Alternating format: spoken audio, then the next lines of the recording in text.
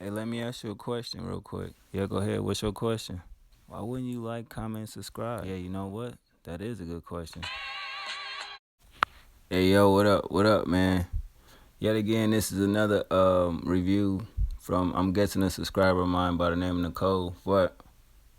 Hold on. Y'all gotta give me a minute. I gotta light this blunt real quick.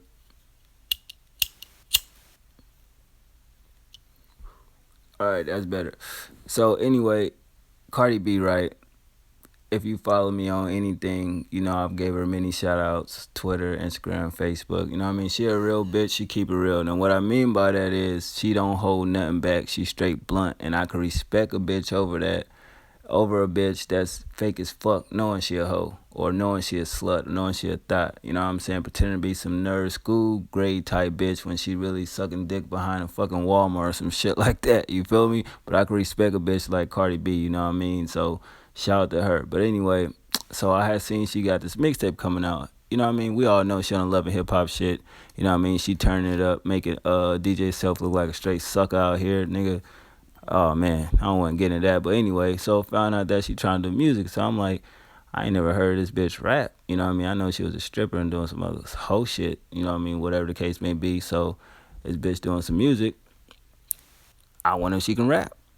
So it being on that piff one day, fucked her out and see she had a mixtape out. I heard it, you know what I mean? The cover itself says it all. Like, nigga, whatever nigga you got to sit there and do that shit, it could be photoshopped, it couldn't be. You feel me? But for a nigga to sit there and do some shit like that, it's crazy. But anyway, let's get to the music, man. She got 17 joints on this motherfucker.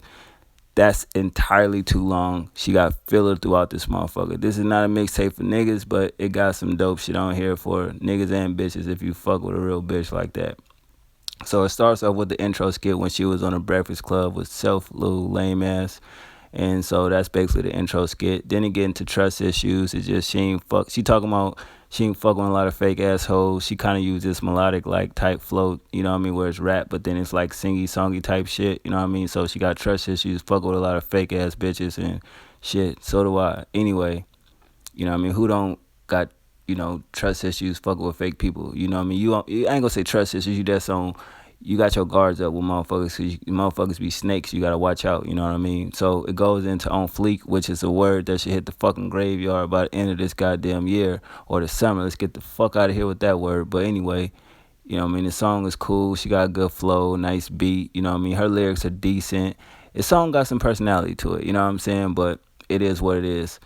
Getting into track 4 got me fucked up. Telling her bro to fuck a nigga up is basically a skit, and bitches will get you fucked up out here. So don't be talking to these hoes reckless, man. I'm telling you, because they will have a nigga slide up on your ass and you get punched in your shit faster than Santa Claus to come down your chimney, nigga, on Christmas. I'm telling you. You be like, what the fuck going on? I'm telling you, bitches is shady like that.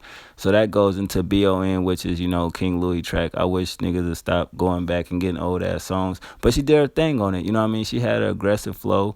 You know what I mean? She was blunt as hell with her lyrics. You know what I mean? So I was like, wow, this bitch is really letting loose. I fuck with it. Like, she kept it 100. So that song is cool.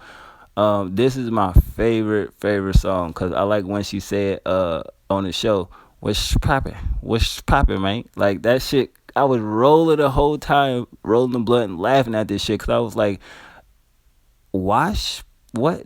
But it's her accent, how the bitch talk. Motherfuckers say the bitch can eat a fucking apple through a gate, but that's neither here nor there. But I fuck with that song. The beat was cool. The hook was straight. You know what I mean? She sampled her own voice. You know what I mean? It's a strip club song at its finest.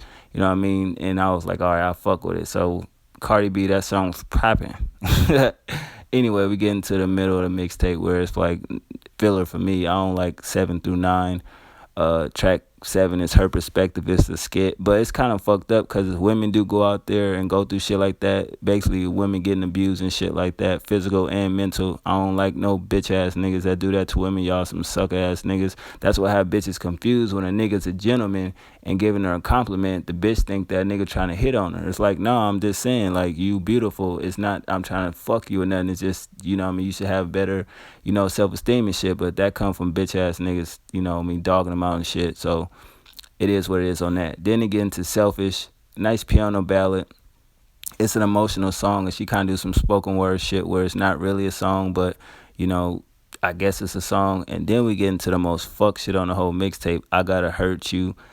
It's some EDM type shit, and my nigga, I stopped listening to mixtape at this point. Had to come back to it 3 hours later because I was like, this bitch is a fool. She basically chopped up her voice and shit, and I was like, this is some bullshit. Hood bitches is not fucking with this. I'm sorry, whoever was in the studio with her, like, yo, this is a good idea. Kill yourself, nigga, because it really ain't. Getting into track 10 with that, that's, Young Thug song or whatever. She freestyle, auto-tune, flowed it up, you know what I mean? Basically about getting her money and talking about her life. I fuck with it, though. You know what I mean? She was kind of on beat, but the auto-tune shit threw me off. Other than that, going into track 11, Forever, basically about haters. The beat was solid, you know what I mean? She basically beefing with a bitch, you know what I mean? And it's just like, you got beef with me, you got beef with me forever. That's another catchphrase that I fuck with off the show. Like, she just be having them, joints faster than Khaled can pull a sneaker out and give it a stupid ass name. Like, we call this here forever. Like, you know what I mean? So it is what it is on that shit. Then again to track 12, Trick Skit, where some stupid old simp ass nigga is mad because he can't lick her fucking toes and all that weird shit. But I don't fuck with that shit. Then again to the song Tricks, where it's just basically rules for her fucking with some trick ass nigga. And it's just like, if this nigga's out there doing that shit, yet again, go to the highest fucking building and kill yourself, nigga. Hope your fucking eyelid get caught on a rusty motherfucking nail. Anyway, getting into track 14, Sauce Boys. That song was dope. She was flexing on weak ass niggas, you know what I mean? Certain niggas that she deemed as weak, you know what I mean? Lame ass niggas. I was like, wow, this bitch going in. Then it get into track 15, which remind me of a drill song where she actually calling herself a little thot. I'm that New York little thot. And it's like, hey, bitch, you owning it. I'll fuck with it. I salute you for that. Beat was cool. I like her flow.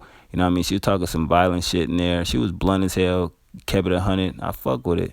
Get into track 16, Everything. She flipped the Mary J. Blige beat and turned into a sample, and she basically told her story while she was stripping and doing whole shit and blase blah. And I guess you could respect that because, I mean, you don't do no shit over no Mary J. Blige song, and it's a mixtape, but shit, I don't know how you got that sample cleared, so another salute go to you for that.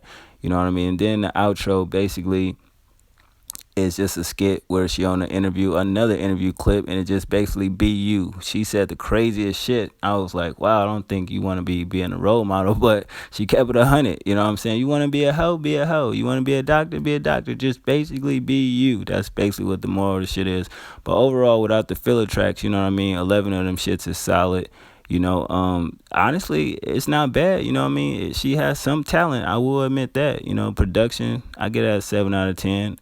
Other than the bullshit records that I feel is bullshit, you know what I mean? And I give it a 7 out of 10 because at first listen, I'm like, wow, this shit is not that bad. Like, we've heard worse, nigga. Like, if you go check the fucking podcast with Nori and Fat Joe, clearly they even said it, the Remy Ma mixtape when she got out of jail was horrible. But when I stated that, it was a problem. It was like, yo, we understand that this shit is not what it is. So this is not that bad. This is kind of better than what Lil' Kim did with her trash ass last mixtape. No disrespect to that bitch, but it is what it is. And shit, what can I say? Cardi B, Gangsta Bitch Music Volume 1.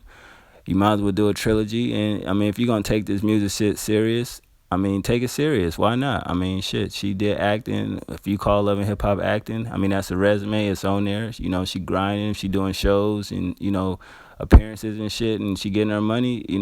That's what's up. I mean, she taking care of her family, her mom, and herself, and doing what she got to do. She doing something positive. She ain't got to be stripping and being a fucking escort or whatever the fuck she was doing.